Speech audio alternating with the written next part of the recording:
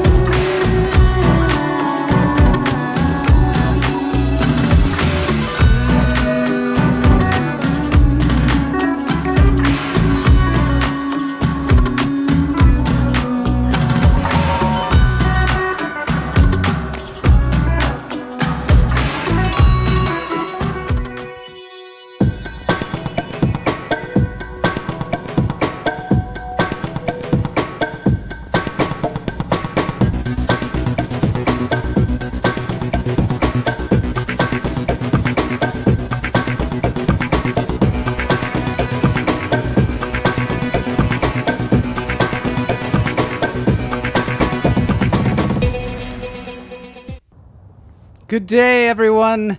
It is lunch therapy, and we are very excited today. Behind me is the mountain called Tahoma. Some people call it Mount Rainier, but they're wrong. This was named by the Native Americans, and for some reason they named it after a beer. I don't know what it is, but today we're going to have Jack the Whipper on the show today. Good friend of Joe Fury's, and I'm really excited because, well, you'll find out. He's just super cool. If you don't know him already, come on in. It's lunch therapy time. I'm gonna get myself a modem. I'm gonna get myself a modem. I'm gonna get myself a modem. I'm gonna get myself a modem. I'm gonna get myself a modem. I'm gonna get myself a modem. All right, there's Blas. Blas, how are you doing? Looking kind of green screening today. Good morning. I can barely hear you. Maybe the music's too loud. Boney, could you turn the music down a little bit? God, Boney is barely just... hear me? I can barely hear you. I can barely hear me. Loudest music ever. We went to a reboot just before we started. Is that what was going on? I couldn't figure out what was happening. Yeah. Now you're all green screening too, which is kind of weird, but we'll fix that. It's not connected. Boney, could you take his green screen out? I don't know. I mean, Boney's really fallen asleep at the wheel today, I think. Let me see. Maybe I can do it. There, Boney, I did it for you. All right. Yeah, we're good. Yeah. Okay, good. You ready for some breathing? Yeah. I'm kind of stressed out. Because I'm in the presence of greatness. Not only you, Blas, but also Jacques the Whipper. Jacques the Whipper. I like that name. What a cool name, huh, dude? I know, it's cool. Are you a big fan of Jacques? I am. But he kills me, dude. I know, he's really great. I saw him snap that carrot the other day. I was like, oh, good Lord. We got to get you guys live. Got to get the two of you guys live together. Yeah, I'm loving it. He is a prolific whipper. I see Lalita is here. Hoy to all. Loud music. God, Boney, I gotta get him. Whipper. Music's a little loud, Boney? Still loud? All right, let's do our breathing. I need it. I totally need it. All right, everybody. You want to do it? I'll do the first one. All right. Okay. So we're gonna take 3 deep breaths, guys. All right. In through the nose, out through the toes. I'm gonna hold it when we breathe in. Breathe in. Hold it. You can close your eyes if you like. That's fine. Let it go.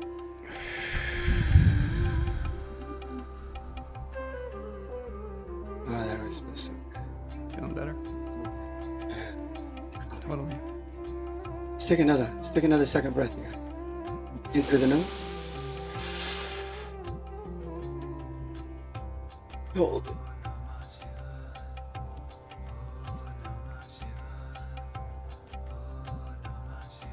Let it go, let it go.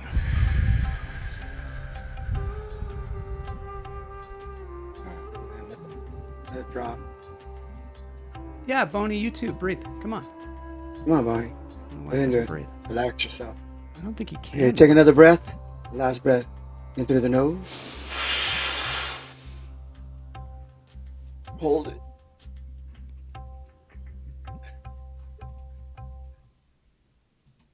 Out through the toes. Let it go. Drop your shoulders. Let it go. Let it loose.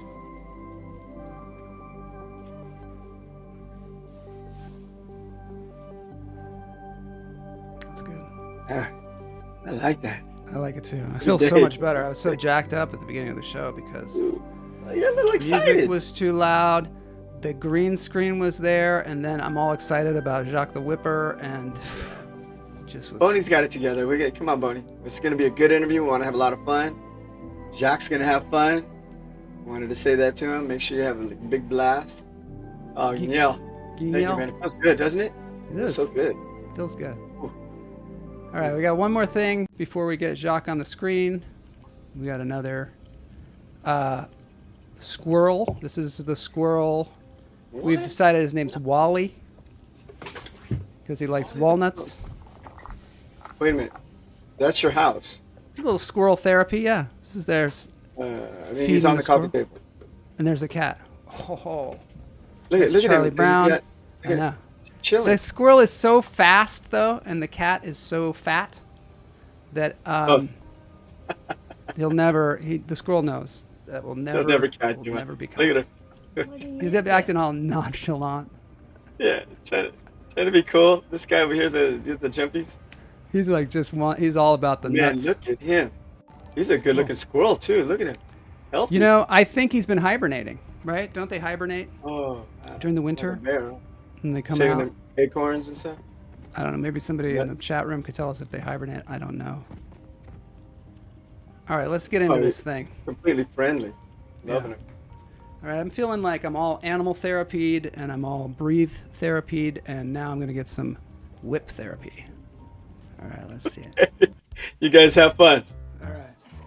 Okay, so today's guest, Jack the Whipper. He sometimes goes by Jacques the Whipper, which massive following on TikTok, also on YouTube, and he is a master of the whip. Somebody that I have been following. He's also musically talented. Guignol likes it. Guignol likes some whip therapy. He also likes the music. Let's get into this thing we call Interview Friday. Friday.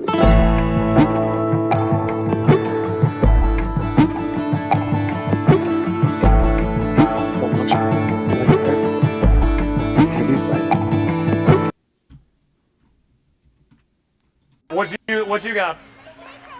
Beethoven?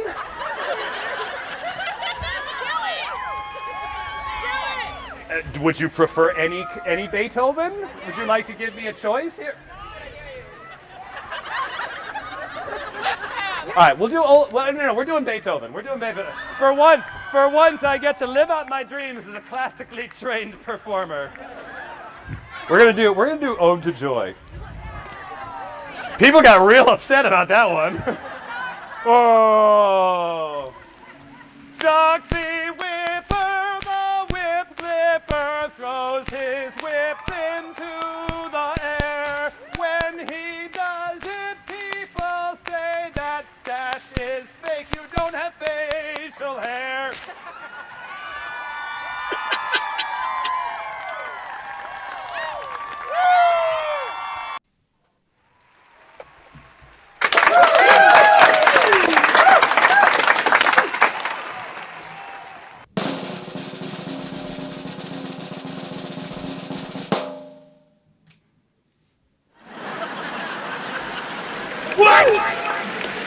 Super dramatic intro. What's up? Jack? So good to be here with It's you on this great fine to be day. here. Yeah. I think as I'm watching that, like it's really, it's all about like when you're not sure where to go, just embrace it. Just start twirling the fake mustache and just, just live out your classical music dreams, just like that. I love that. So just to set this up for people, you come from a long line of whippers. Is that true? I mean, I come from a line. I don't know about a long line. My dad was and still is a circus performer. So he was cracking whips back in the 70s, got whips from the guy who made whips for the original Indiana Jones before he made them for Indiana Jones. So really? Yeah. Wow. So he's been cracking whips since, 1978. I've been cracking whips since I was 7 years old. So somewhere in the mid 90s, I think. Oh, that's incredible. So, yeah, I think, when I was a kid and we saw Indiana Jones, I think a lot of us were asking for whips for our for Christmas, It's an expensive Christmas gift. It's actually really when I got is. my first whip, actually. Are they really? That's where you got your first one? Are they Yeah. expensive, these whips? They are, aren't they? Yeah, it depends. So like the whips, like for Indiana Jones, those like leather made whips. So I actually just got a new one made, $595. Wow. If you want to get a cheaper one, they make them out of like paracord and plastic now. You can get a really good one of those for like $150, $200. Oh my God! But you got to be Depends on committed. the size. You got to be really committed, and that's good. Sometimes it's worth it when there's an expensive thing that you have to get, because then you're like, I paid for this thing, I better use it. Yeah. So your dad was in the Big Apple Circus, is that right? Big Apple Circus, did Renaissance fairs, did street performing early in his career, worked theaters, and then put together his own show called the Super Scientific Circus, basically contracting that out for educational programs, schools, county fairs, Ren fairs again, theaters, what have you. And how was that, having a clown for a dad? He was a clown too, right? Yeah, I mean, so that was always the official title, which I didn't feel like was He's more of a variety act, but his title at the Big Apple Circus was clown. Didn't draw on the white face paint with the clown nose or anything like that. So he was a clown in sort of like the European sense, which is you generate a character and you do, I mean, like what I do is a clown character, essentially. Yeah. But I would say when you're really young, having a dad who's in the circus is awesome. And then you hit it like middle school and it no longer is awesome because kids are terrible. And, you go through that. It also was complicated by the fact where the first 6 years of my life, we were on the Big Apple Circus lot. So, around age 6, I suddenly had this, going from living a good chunk of my life at the circus to suddenly like, no, your life is just in the normal, boring real world now. Which like it already had been kind of 50-50 because my mom, who's now retired, was a college professor. So I was in the same school system, K through 12, technically. I just missed a lot of school, kindergarten, first grade. Yeah. So did you ever perform when you were with your dad? A little bit when I was a kid. So when I was 6, it was mostly just like handing him props, being like stage dressing, essentially, kind of a stagehand, an in costume stagehand, I think is the best way to do it. We went on tour a couple of times when I was a little bit older, and I was just kind of like stage crew, like help him set up, tear down each show. And then I was 16. I was working at Cold Stone Creamery, making $6.25 an hour, and he offered me, I think it was the equivalent of $50 an hour to help him with a show. And I was like, he's like, you know what? You have all these skills, just come and help me for the day. I need someone to help me for the day. I'm like, all right, yeah, fine. I can do that. And I was like, that's good money. Let's explore this further. And that ended your Cold Stone career? Pretty close. I think I worked at Cold Stone like another 2 months. And then it was, not all in on circus. I went to college for broadcasting, but it was pretty heavily into circus. So when you were younger and you were around all these circus performers, were you like, I'm going to learn how to juggle, I'm going to learn how to throw knives, I'm going to learn how, you weren't interested in it at all? I was interested in like the cool tricks, like whip cracking. I learned to crack a whip when I was 7. I learned to throw knives when I was 15. But I still can't juggle that well. I think I can juggle 3 balls and that's about it. Which people are always surprised by. I have like little circus skills that are kind of tangential that I've picked up along the way. Yeah. But whip cracking and knife throwing are the 2 that I've actually put in work to get good at. Wow. And And I'm not great at knife throwing. I'll remember that if you ask Yeah. me to be your subject. When you got your whip at 17, were you just like, this is for me. This is the thing for me. How did you get focused on that? Were what made you focus in on that? So growing up, my dad, had these whips that predated Indiana Jones. So these are like collector's edition whips, really important props in his show. And like I said, they're expensive. So nowadays those whips are worth a thousand, if not thousands of dollars. And I always wanted to do more, but I couldn't because like he wouldn't let me use his whips that much. So when he got me this cheapo whip, I think it was like $110. Yeah. Good whip to learn on, basically. It was like, oh, now I can finally start to learn all of these tricks. So got it for Christmas when I was 17. Yeah. Spent the next 3 months just going out in the snow, cracking whips. New Jersey, hitting is that where you myself are a at this lot. point? Yeah. New Yeah, Jersey. I was in Jersey. So You're out like there in the snow, cracking whips. yeah, I mean, it's not, you're not up in Canada, but it's not, it's not Florida Beach, Yeah. So and the fun thing that no one tells you is when it's cold, those whips hurt a lot more than when it's warm out. This is my So- question. Well, first of all, I want to say welcome Whippy fam in the chat. Whippy Sam, what up? All right. Noemi L. Yeah. So when you first started practicing, you wonder about this, like people that do dangerous things like this, like fire eating and things like that. Yep.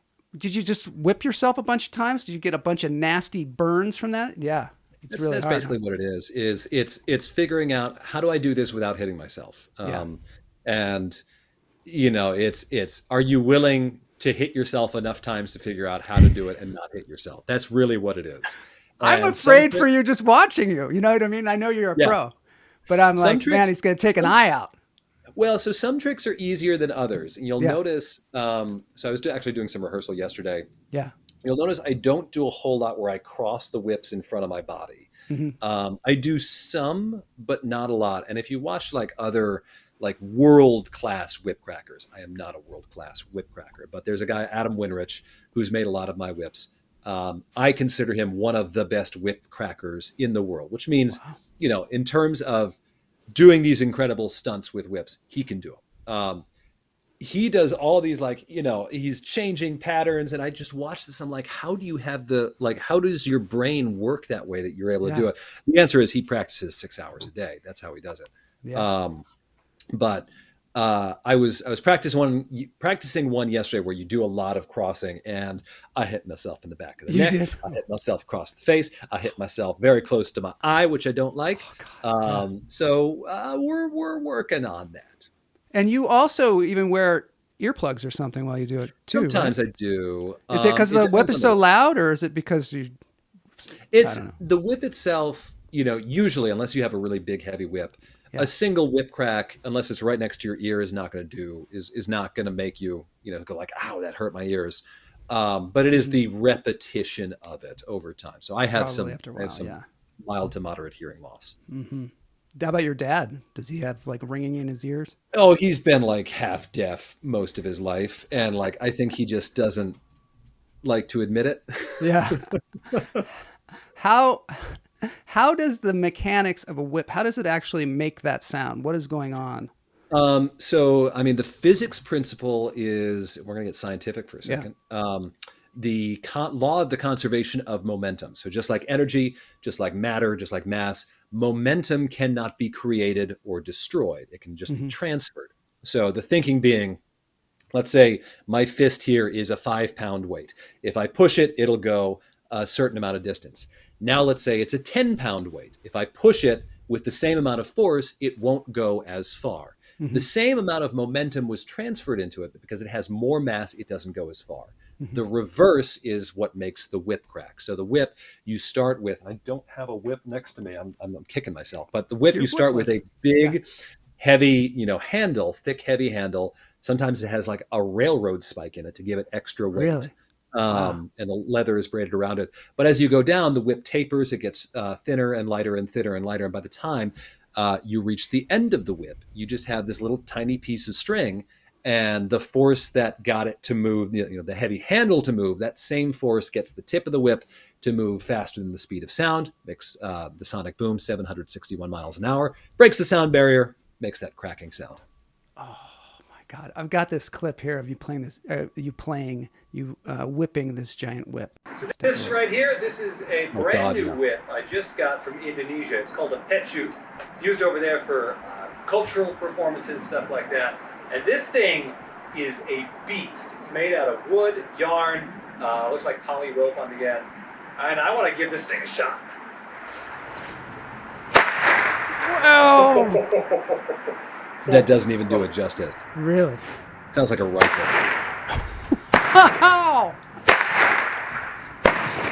Oh my God!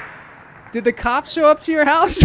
They did not. I was honestly a little shocked. Let's go put that we filmed this once, and I went immediately back inside. I'm like, let's go inside before something bad happens. I think at this point, my neighbors know to like just look and see if I'm in the backyard when they hear sounds like this, and they've gotten accustomed to it. But I mean, that sound is a whole other level of loudness. I would not use that whip without earplugs in. That's really something.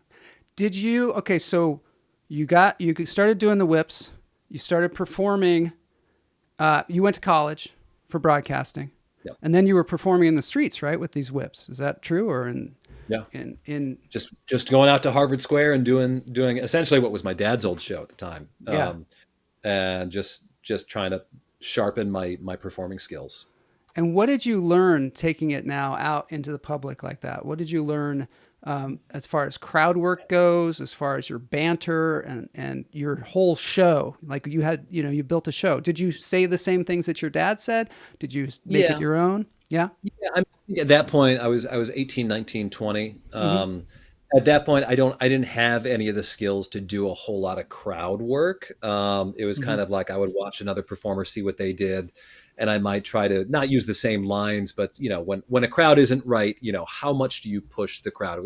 If they didn't give you a loud enough applause for something, how do you push them to get the energy up or something like that, which I was never fully comfortable with, which is why I was never, I think, a great street performer.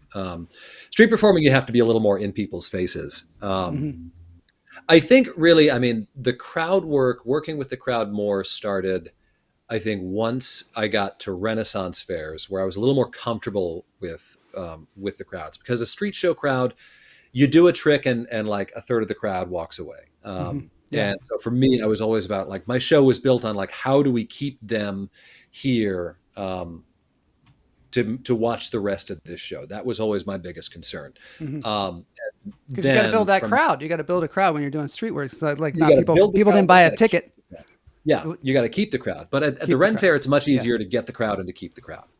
There's, some people will leave in the middle of the show. That's fine. Maybe you got a phone call, whatever.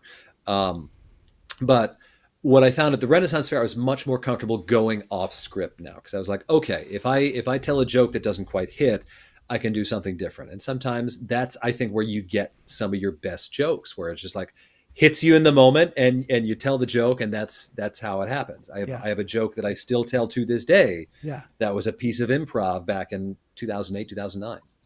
Really? And can you relate that joke to us, or is it, should they go to the show? The joke, I mean, they should go to the show, but the joke is, I have someone wear a rubber glove. And I say the rubber glove is 98% effective when used correctly. It's that kind of, it's a little wink at the parents. You do a little, okay. I've noticed that sometimes you say it's called The Secret Show. Is it always called The Secret Show, or is that a different show? Okay. Secret Show is the different show. That's the end of the day show that Seth Carney, who runs the Torture Show or the Double-Edged Daredevils, he's got a couple of different names for the shows, but he does a knife throwing show. He used to do a traditional kind of sideshow, let me do dangerous stunts like hammer a nail up my nose. His old performing partner years ago would put his arm in like a wolf trap. And so he and I, there is a long process of generating the secret show that honestly actually did not start with me. But basically, he and I kind of took it over as other acts left the fair. And what it became was a chance for us to do stuff that's not fully rehearsed, stuff that's too dangerous to do with an audience member, but we can do with each other. Yeah. Like whipping a soda can in half off of his head. Oh, that I can do. Really? Yeah. So it's that kind of thing, or like, stuff that takes longer to set up. So one of the big tricks is he comes out just covered in balloons, and my job is to pop all the balloons with the whip. But that's not something that you can set up with an audience volunteer, because they have to go backstage, they have to set it up, they have to know, they have to be very careful so as to not pop the balloons when they're coming out on stage. They can't move, I'm sure. They can't move. Also right? can't move. Yeah. Oh my God. So it's a chance for us to kind of just play together. The way I always describe it is we have certain tricks that we're going to do, but how we get to each trick is open-ended. So there's no set script. We're going to do this. We're going to do that. We're going to do this. We might go off on a tangent for a little bit, but we'll come back and then we'll do this trick. When did you start doing music with the whips? That was also working with Sess and his old performing partner. We were honestly just jamming. And we realized, so I had a whip and his old performing partner had a whip, and I was going, pa, pa, pa, pa, just like kind of just messing around. And he started going, pa, and we realized that I was like, whoa, wait. And we got it so that we were going, pa, pa, ch, ba, ba, ch. Yeah. And then and we were doing this in public at King Richard's Fair. And I just started to say, I was like, we both look at each other, we go, we will whip you. And it was just, this moment, I was like, wait a minute, we can do other stuff with this. And I figured out other songs that we could make fun of. And the way we debuted it was, so there's an act at the Renaissance Fair called the Washing Well Wenches. They're at most Renaissance fairs, fantastic act. And at an end of day kind of like pub sing, we borrowed their clothes and we came out as the Whipping Well Wenches. And we just started singing, doing songs. So we did We Will Rock You, we did YMCA, and then we made fun of the jousters who were in attendance with Apache's Jump On It. So it was like, they fight with swords when they jump on it. They're horses. They're jousting on it. Whipping the time. Floss is singing. Floss knows it. All right, let's play a little mashup. Audience, I'll do Whippy song number 2. You think about the song This you is want a to little hear mashup requested. of some of your songs. Here's the thing. So far this season at King Richard's Fair, we've been getting certain songs over and over and over again. This was improv one So day where I was song like, number let's two just do is this. just all of those It was songs literally mashed every up show. into one. Every show you're getting the same ones. I'm a whippy boy. My whips are not toys. They are plastic and my pants elastic. Chrissy, wake up. I don't like this. Summer Chrissy, 2022, wake okay. up. It's corn. A big lump with knobs. It has the juice. It has the juice. Bum, bum, bum, bum, bum, bum, bum, bum, bum, bum, bum, bum, bum, bum, bum, boom. I love it. I've never felt so sorry for and yet been so jealous of our over 50 crowd. Because they don't know. The meme level in this show is just going to be way over the top. I love it. So TikTok. Oh my God. You got like 2.6 million followers on TikTok. This stuff is very, I don't know, people are excited It happened about out of nowhere too. Yeah. It was literally, it was October 21. I was just doing my show and someone posted a clip of it that got 2 million views. And like I was at work and my wife texted me and she goes, a friend of mine just texted me this TikTok and asked if it was you. And it was me. And it already had 300,000 views, I think, at the time. Wow. So I was like, all right, well, let's see if there's an interest in Joxy Whipper. She'd been telling me to make an Instagram for years, and I was like, no, I'm not making an Instagram.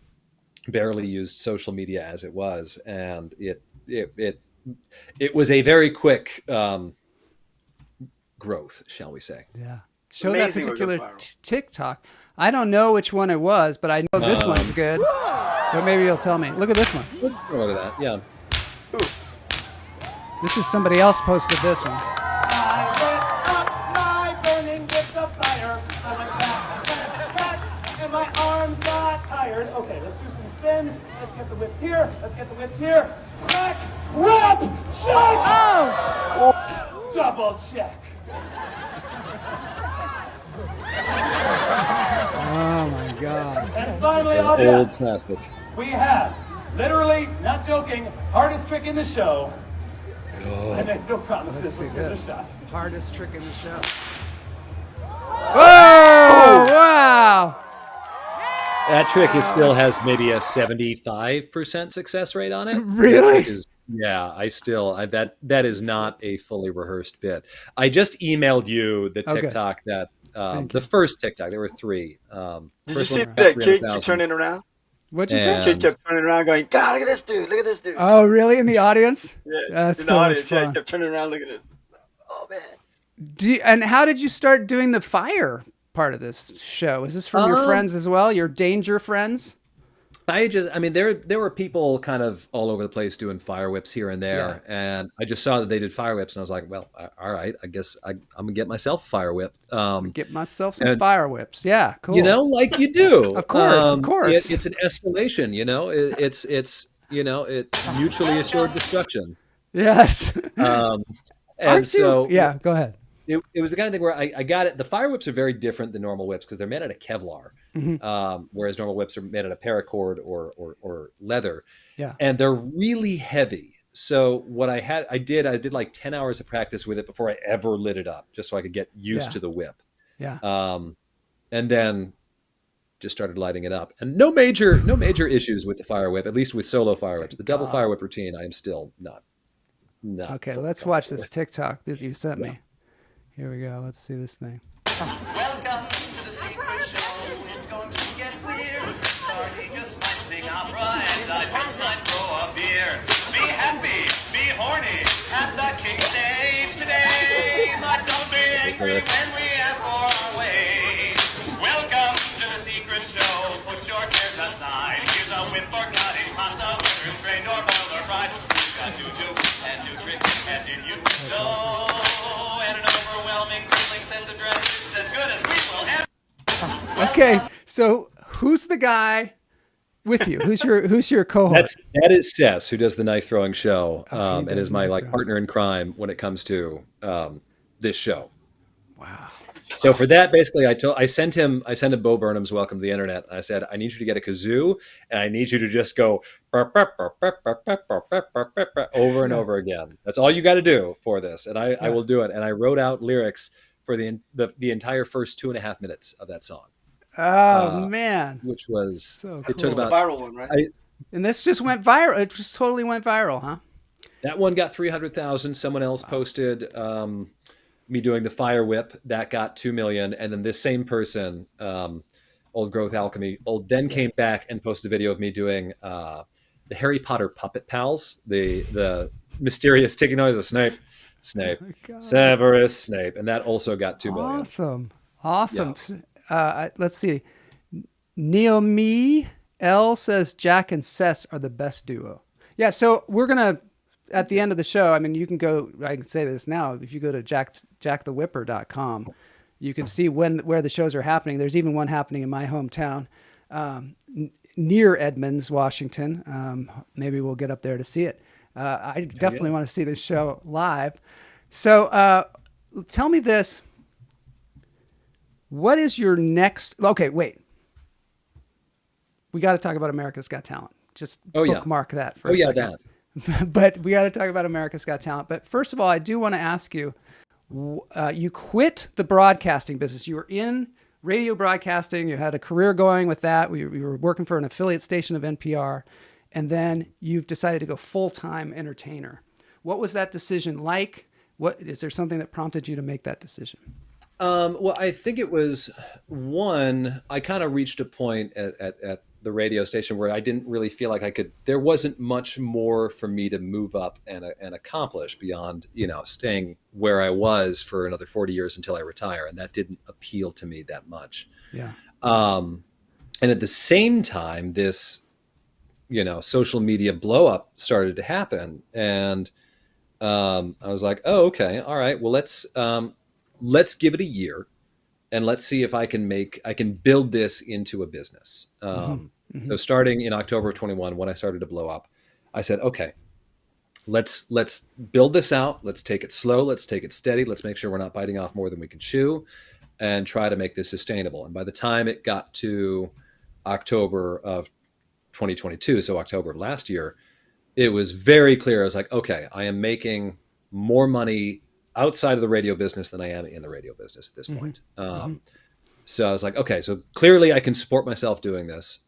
It was just a question then of making sure I lined up enough show dates to make the shift and actually getting those contracts signed. I had a lot of agreement in principle, but no contract signed. And the contract finally came in. I think it was the day before New Year's Eve that it finally came in, and I was like, great, wonderful. And I was off that whole next week, and I was like, oh crap, I need to call the office and give my notice. Oh no. I was like, I might wait. Why did I wait for like January 3rd or 4th? God. It was literally that. Someone asked about the cat. The cat is my boy. That's my boy Scipio. He's a good little boy. He has been screaming all day. Oh, there he is. Yes. Because he really likes to go into the backyard. Yeah. And because I've had a little bit of free time, I have let him go out in the backyard under my supervision. Of course. We have a fenced-in backyard. He's very good about not trying to get over that fence, so I feel comfortable as long as I'm in the backyard. Yeah. To keep an eye on him, but he's been screaming all day to go outside. So I put that harness on him because the harness is like a dog's thunder sweater. Thunder shirt. Our cat has one too. Yeah, where he as soon as you put it on him, he just calms down, or in this case, just conks out. And so he's just been napping on his little bed. That's so great. Now, do you have paintings of your cats behind you? Is that what that is? That's exactly. Yeah. So the funny thing is, none of these have actually been given to me. Or I'm sorry, none of these I have gotten myself. They've all been given to me. The Roman emperor one, our neighbors got for us, but that one someone sent us. There's a crocheted Scipio up nice, just out of frame that someone gave me at a show, and then there's also this. Which, hang on, I gotta reach for. My wife and I have a fight over who is the best cat parent, and I realized it's on the wrong side. It was on her side, but I need to flip this because God forbid we be on a media call and people not know who the best cat parent is. Yes. Well, I'm also a cat parent, and I gotta admit, I also have paintings of our cats, of many of our cats, and you know what? They weren't given to us as gifts. Yeah, you know what? That's fine. I respect the heck out of that. Kamala says I'm the best cat parent. Yeah, I'm pretty damn good. Tell Jack the sign is on the wrong side. From his eyeless, yes. Well, it's on the right side now. It's all good. We're fine. All right. So, okay. So now let's talk America's Got Talent. Let's see here.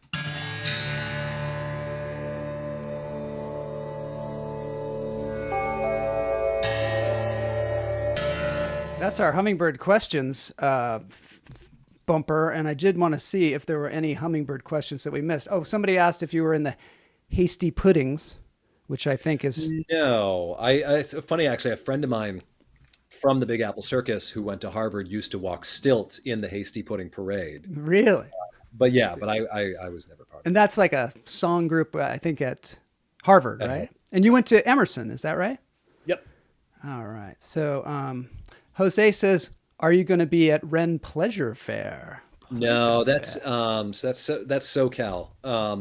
They have Aaron Bonk and they have Tiny Girl Big Show, both of whom are friends of mine, both of whom do whip. So I'm like, yeah, no. Basically, a Ren Fair will never hire more than one whip act unless it's like bringing me in for a guest weekend. And I don't mess with my friends' contracts.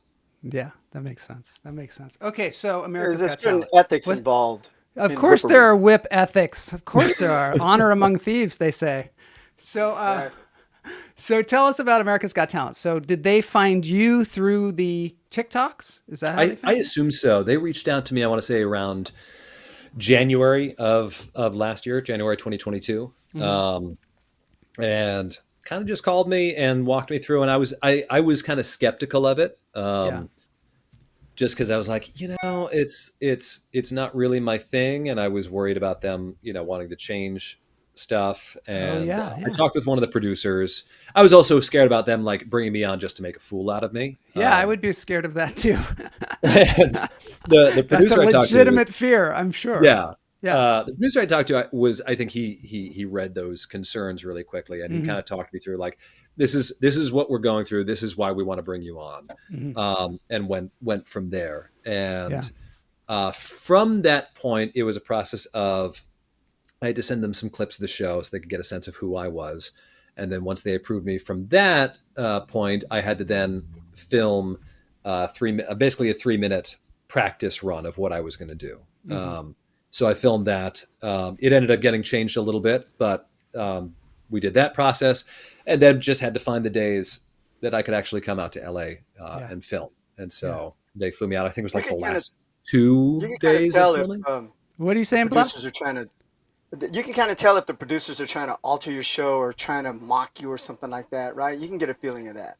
I mean, you never know for sure. I mean, because at the end of the day, it's not just the producers. It's also the people who are on TV, and you don't know how Yeah. Simon Cowell's going to respond. You don't know how Sofia Vergara or Heidi Klum are going to react. You don't know until Right. you get out there.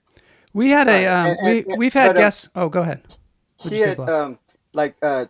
to go on a show like that though. It's such a variety show that, like you said, you never know what's going to happen. It could be really a great response too. You know what I mean? And it could just be something that you'd have to keep doing every week for or whatever however the competition level goes, and that could be surprisingly very, very good too. Because you on America's Got Talent was fun.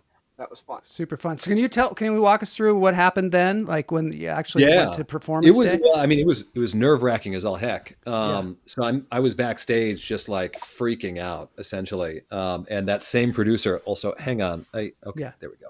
My cat, what are you doing? I'm sorry. He is like launching himself off of the desk. And if I weren't here, he would just slide off. They don't know what's good for them, these cats. He's just a cat. So I'm sitting backstage. I have a feeling he's the better cat parent. Oh he's- no! he's Yeah, my very good. cat's not here. Who knows where he is?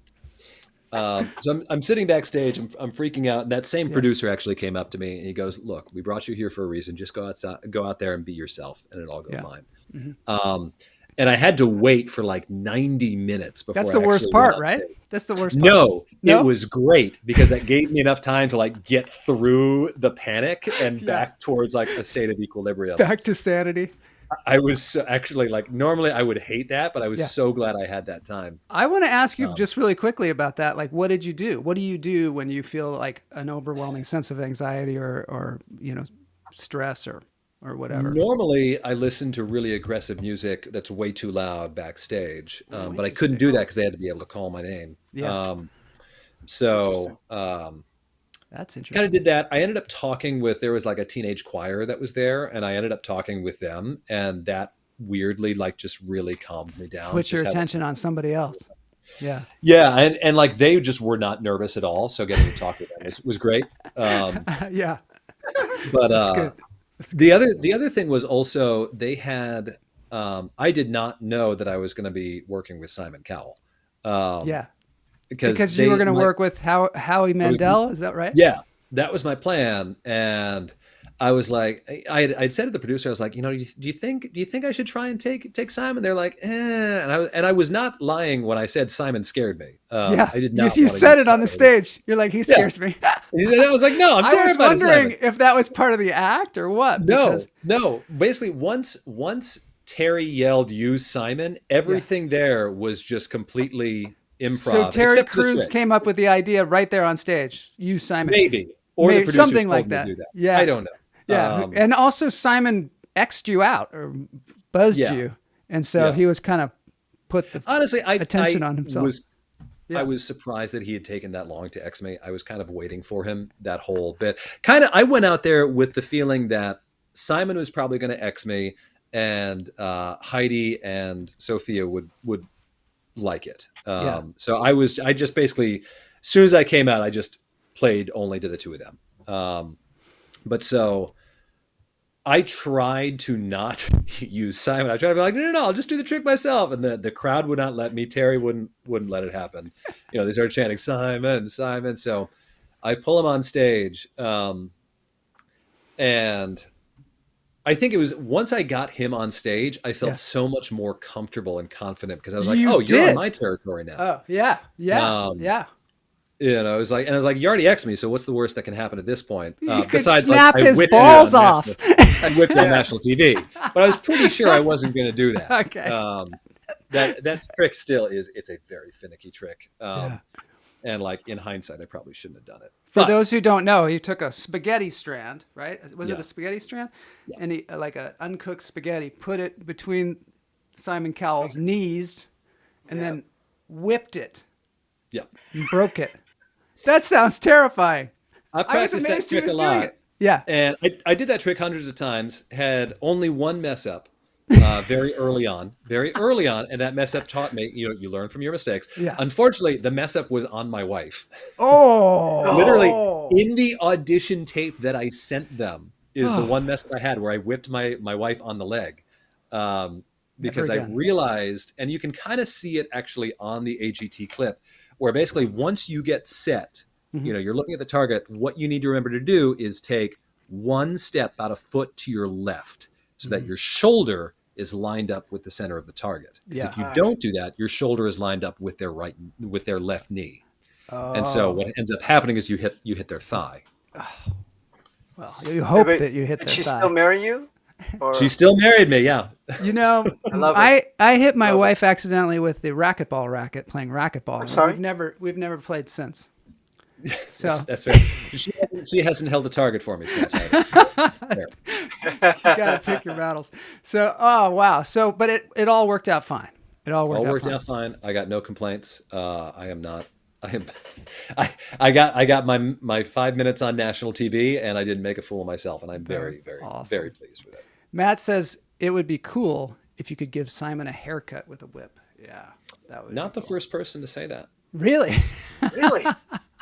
Okay, speaking of not the first person to say that, everybody requests Freebird when Yes.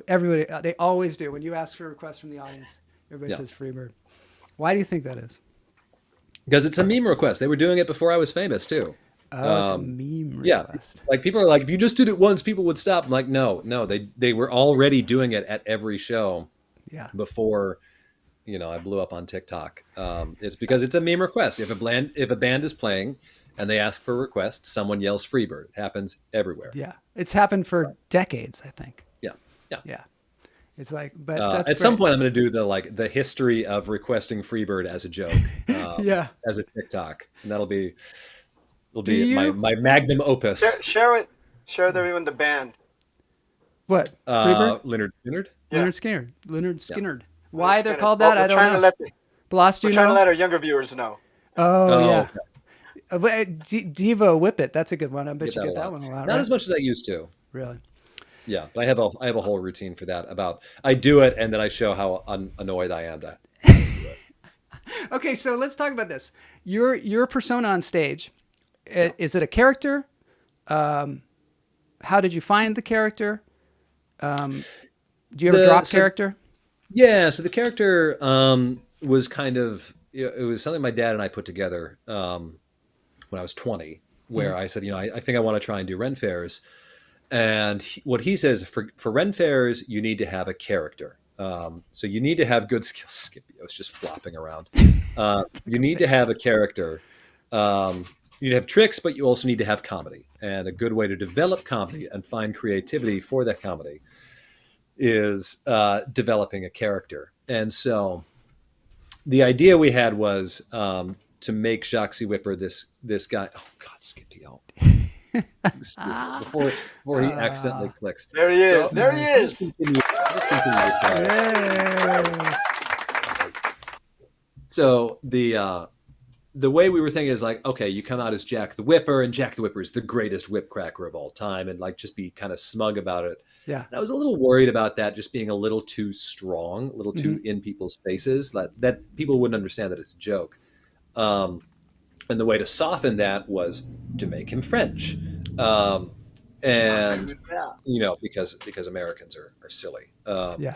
But I think my thinking was by making him French, by speaking in a French accent, people would understand that this is a comedy show, and they still didn't quite get it the first weekend that I did it. Yeah. What really I think made it click for people, as Scipio goes right back to the crinkly cough drops that I keep just off camera. Perfect. Was drawing on the mustache, because I think once that happened, people realized, I'm like, oh, okay, this is something that is absurd. This is something that is silly. We'll have impressive tricks that you can be impressed by, but at its heart, this show is a bunch of jokes. Yeah. I love Smart. that. I love that It's, about it. it's dumb. You know what the other thing is Smart move to the mustache. you're sexy too. Like you're selling sex out there too. I'm not saying this in a bad way, but it also adds to the whole fun of it. Is you've got a very swarthy dude, and there's a thing on TikTok where somebody's saying you don't need to stick your butt out to crack a whip. Like he has a certain posture. Oh, yeah, that's Adam. That's Adam Swag. Upwich, the really good whip cracker. Yeah. It's a character swag, right? It's character No, swag. I mean, that's, sexy. I have had a big old butt since I was like 15 years old. I used to ride my bike everywhere, so I assume that's where it came from. Yeah. Of like when I was a kid, I never worked out when I was a kid, except for riding my bike everywhere. So I assumed that's where it came from. But my dad has a big ass. My brother has a big ass. I just assume it's like the family genes at this point. Yeah. Well, That's great. Well, it's very in to have a big butt these days. So just hang on to that butts. sucker. No. Cannot lie. Hang on to that sucker. And how do you deal with crowd work? Do you ever have a crowd that gets out of control on you? Like, how do you handle that? Like, It used to be harder because you would have shows where the crowd was just low energy. Nowadays, I get in what I'm coming across is the crowds are too loud and they're too rowdy. I'm having the opposite issue where they have too much energy. They're too excited to be there. yeah, Because for a lot of people, I was only performing basically New England and a couple weeks in Louisiana. So a lot of people who've seen my TikToks have never actually seen my show in real life. They don't, Yeah. there's a whole 30 minutes of scripted material after the musical whipping. Yeah.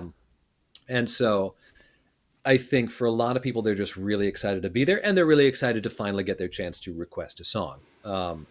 So it used to be, I could say like, who's got a musical request? Shout them out. And that was, it would be quiet enough that I could pick out a few songs here and pick the one that I liked the most. It has gotten to the point now where I cannot hear a thing. When I say shout them out, it is just like this massive cacophony. Sometimes it's louder than the whip. And I'm like, bet. okay, all right. Yeah. But this is hurting my ears more than the whip does. Also, it So- probably makes it seem a little bit more like you've chosen the song already. If it's, if everybody yells out tons of songs, it doesn't seem like Yeah. as much of a trick as when somebody I yells could. out. Yeah. Yeah, I mean, at this point, I've been doing musical whips in the show, I want to say, since 2012, 2013. So at this point, I have gotten just about every song that I'm going to take, unless you're talking about like something really obscure that I'm not going to take anyway because no one knows it. Yeah. So, it's very rare that you give me something that I've never gotten before. People have been trying. I will say that they've been trying real hard this year. Sailor Moon was new. I got the Power Rangers theme a couple Did of you? weeks ago. Yeah, and that Did was you know was it? not good. Did you know Was it? that? Did you Oh know yeah. it?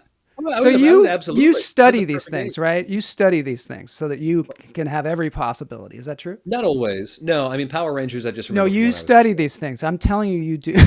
No, I'm just kidding. So what I used to do, back in like the mid 2010s, Yeah. I would, before the start of the circus season, because my seasons basically ran September to the end of October Yeah. with a few random shows here and there. But I would listen to the iTunes like top 100 chart, just go through every song and be like, okay, what sounds like something that I'm going to get requested? What have I heard on the radio a bunch? How about and then that go one? from there. One Well, Winged there you Angel. go. One Winged Angel. So Yeah, that was- I'm watching this thing of him, and somebody suggests One Winged Angel, which is the song at the very end of Final Fantasy, I don't know, million 7. or whatever, 7. That you have to play the entire game to even hear the song, and you knew it. That's why I thought I did. this I mean, guy and like I studies. should point out that song. So I never actually played Final Fantasy VII. I know that song because it's been in a ton of other games. It was like in Kingdom Hearts when you fight Sephiroth. Yeah. I think it's just popped up here and there. Silas, I'll do Chevalier de la Table Ronde for you. But I have gotten, I think someone like challenged me to do the French national anthem one time because they didn't Yeah. believe that I like. Oh yeah, that's the knew other thing. You're anything playing about French the guy. French. So like I was like, I don't know if I'm comfortable taking another nation's, national anthem, but I did like the first like 2 lines of it, and then I just moved right on. Well, okay. I mean, that's the thing. If you go to France and all of a sudden you're the French, they'll just be like, "What's wrong with this guy?" Yeah, I think the only way I could do it in France would be Yeah. if I did it as a dumb American. Yes. I would have to like reverse it, and I'd be like, "Bonjour, je m'appelle Jack Le Fouetteur. Right. Je suis Américain." That's me just saying, hello, I am I Jack the wonder, Whipper. I am that'd be American. like a whole new thing for you. Would you ever regret calling it Jacques the Whipper because you have to like explain it to people, or maybe you don't have to explain it to people? Well, what I like about Jacques the Whipper is because it's not just straight Jack the Whipper. Mm-hmm. People don't realize that it's a joke on Jack the Ripper. And it takes them a while sometimes. Like sometimes it takes them years to notice it. Just because I think the case is just in the French accent, Jacques the Whipper. So the emphasis is on different syllables. Yeah. As opposed to Jack the Whipper. You've got that emphasis on the first syllable. I'm getting into like I have actually taken the time to make my French accent better, and then just thrown it out because if I actually do a proper French accent, people can't understand it, or things sound different, which is a whole. A lot of times in comedy, you have to not just go for the realism. You have to go for what works. An accent, I forget it was my dad who said this, or he was quoting someone else, but an accent is only as good as the audience's ability to understand you. Yes. And then also, they're more in on the joke if you've got a bad accent, than because if you have a really authentic sounding French accent, they're going to think you're French probably. And then when you stop, because you drop character sometimes, when you drop character, people might actually not like being fooled like that. You know what I mean? I think I've had people who are French ask me if I'm actually French. Nice. Which I would like. I remember I had this moment. I'm leaving. So I used to actually also fly a French flag on stage during my show. I eventually really? stopped it. I was like, I feel like this is a little much. Yeah. So I'm leaving a show. I am carrying the French flag, and someone comes to me like, "Oh, are you really French?" And I'm still in character. So bien sûr, of course. And he goes, "Oh, me too." And I'm like, "Oh, shit." Oh no. And it's the kind of thing where I can kind of fake it for about a sentence or two, and then I need to get out of there. I would assume what they think is like, one French parent, one American parent, I think would be the assumption. Like you're from Canada or something. Yeah. Well, no, because I don't have a Canadian accent. And I have on more than one occasion had Québécois come up to me and they say something very simple like, "Est-ce que tu parles français? Do you speak French?" And I cannot understand. Like my brain hears the Quebec accent and it just goes, Just can't do it. Shuts down. And anytime that happens, I'm like, "What did you say?" They're like I asked if you speak French. I'm like, "Oh, are you from Canada?" They're like, "Yes." All right. I can't hear Canadian French. Yeah, I had a nice long conversation. I had a 5-minute conversation in French with a French American woman in Florida a few months ago. That was fine. So. Oh, okay. Matt Wright says, "Do you wear earplugs?"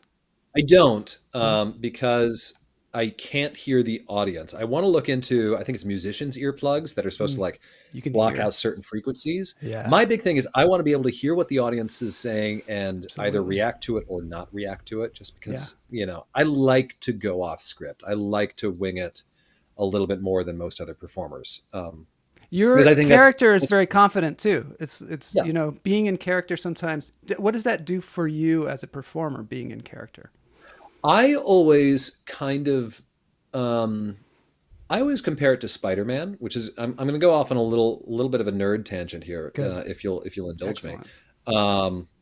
So Spider-Man's whole thing, nerdy kid in high school, gets superpowers, finds that the way he fights bad guys is he just talks a lot and he makes a lot of quips, and that distracts them and it makes him more confident. And that's his way of fighting when he's got the mask on. But what he finds is it also gives him confidence when he is not wearing the mask. And what I found was it was the same kind of thing for me, which was suddenly when I went on stage, I'm no longer Jack Lepiars. I am Jexy Whipper.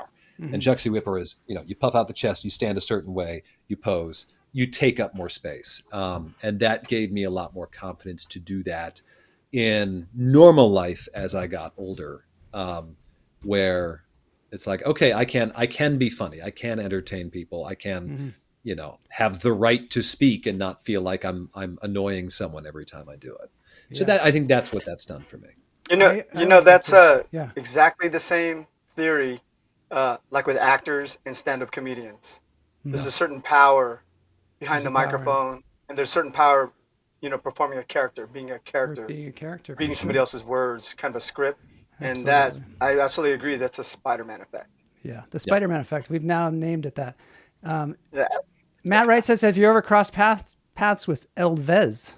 I don't know who that is. Elvez is like an Elvis impersonator. I don't know. I have Oh, to explain it. yeah. No, No. I don't know. Carly King says, "How do you handle writing jokes as someone whose comedy in real life only exists playing off others? Any advice for doing so?" Oh God. I mean, like I don't write jokes that often. I just kind of like improvise them and work them into the show. It's been a while since I've written a new show. That wasn't, I mean, like I did kind of generate some new material for King Richard's last year, last October. My approach, I don't know. It's kind of like, I just sort of think about it. I guess what I'm thinking is like, for me, the comedy and the trick need to play together somehow. So it's like, okay, what am I trying to do in terms of the tricks? What am I trying to do in the comedy? Where's the spot for the joke? Where is it better to just let the tricks speak for themselves? Where do we want to slow it down and do jokes? And that's kind of where I go from there. One of the running gags I've had for a long time is the joke of I am French is an excuse for anything that goes wrong. So if I stumble over my words, French is my first language. I am French. If I stumble on the stage, I am wearing these French Louis XIV shoes. I am French. And then the third one is it used to be, oh God, this joke has changed almost every year, and I'm struggling to remember all of the jokes. So like right now, the third line of that is, if I should succumb to an overwhelming urge to suddenly go, hello, we've been trying to reach you about your car's extended warranty. Just pause. Oh, sorry. That's the old job. Sing it back up. But like the year that Game of Thrones ended, it was this long running, like it was this essentially tantrum about how bad Game of Thrones ended. Oh yeah. Because I'm with you on that one. the Ren Fair crowd is the perfect crowd for that. Totally It was something that was with like, you. if I should suddenly decide to throw out 7 seasons of character development and end it in a way that's completely unsatisfying to not just the characters, but everyone watching and everyone who sank all their time into this show. Sorry. Totally. It's just Totally. I'm with you. I got to get to these Ren fairs, man. These are my people. But so that's a joke that has changed just about every year. I've been using the car's extended warranty one too long, and I need to change it again. But we'll get there when we get there. We get there when you get there. Thank you so much for that lifelong excuse you gave us. You're welcome, and I'm so sorry. Elvez is Mexican Elvis, Missouri. a.k.a. Robert Lopez, who was in the Zeros. There you go. Share screen. Okay. What, you have something to share? Oh, we've got like him to here. Yeah, let's take a look. Let's take a look at this guy. I thought I was going to put that on the screen, but Elvez. Okay, hold on. I got it. This is a high-tech show. Thanks, Boney. Oh my goodness. Thanks for that. There he is. Oh yeah, I've seen him No, I am before. not familiar with that. That's cool. I think you got to meet this guy. Definitely. All right. Well, I think we've run out of time, unfortunately. The one thing I did not tell you about this show is at the end, we play a cover song, and that cover song we dance to. So you can sit in your chair, you can dance with your cat, you can enjoy it however you wish. It's usually from a performer that has given us permission on the internet. Today it's Sam Miller. It's one guy playing all the instruments in a beautiful song. Is there anything that you want to impart to us before we set you free? I do want to show your website. I just want to know what the cover song is. Yeah, I know. I'm a little worried about it. I wonder what that is. Yeah, just a sec. Let me show jackthewhipper.com here on the screen. Yeah, that's where my schedule always is. They always ask you where your schedule is, and you're like, I have a website. Please.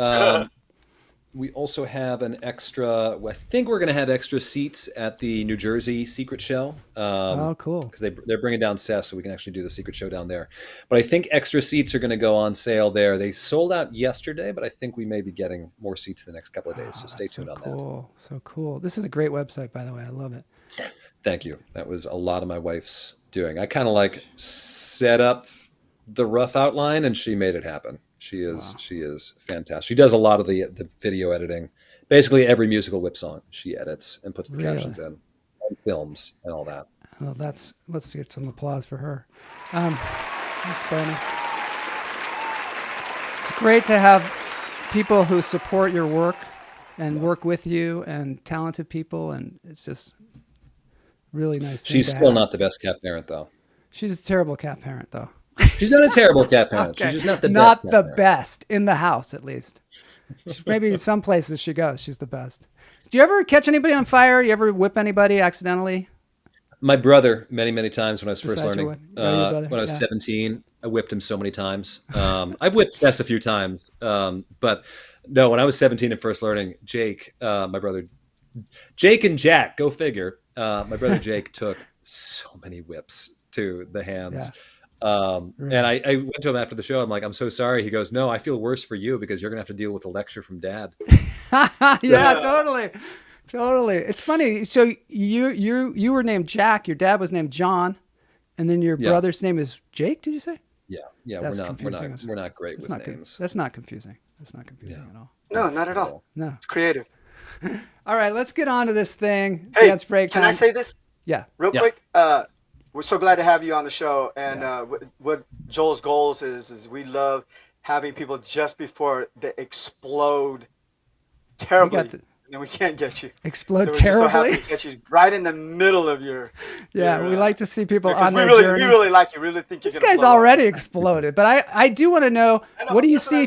What do you see in the future? Do you see, are you writing a script? Are you going to do a movie about Jacques the Whipper? I have no idea, man. It's right now, I think my focus is just kind of making this shift and making it basically settling into this life. I have been out of the circus world for 25 plus years, and I've only been back in it now for 3 months. So I'm going to do a full season. I want to see how I feel at the end of the season, and I'm going to kind of adjust plans from there. And the season is really only just getting started right now. Yeah, we caught you there in Snohomish, Washington. For those people up in Seattle, we got something going on August 12th through the 20th. So that's something. Buy your tickets now because they sell out. Yeah. All right, let's get into this dance thing. We've got Sam Miller, and it's dance break time.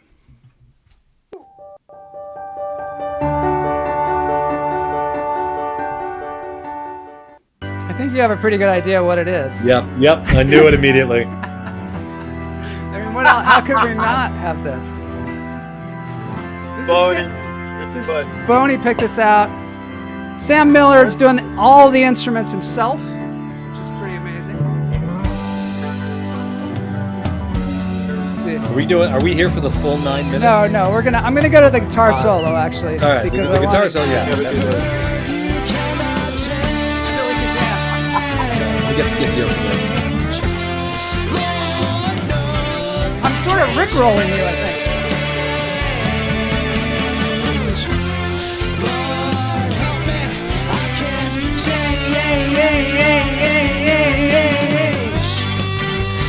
Lord, I can't change. Won't you fly, free bird? Yeah.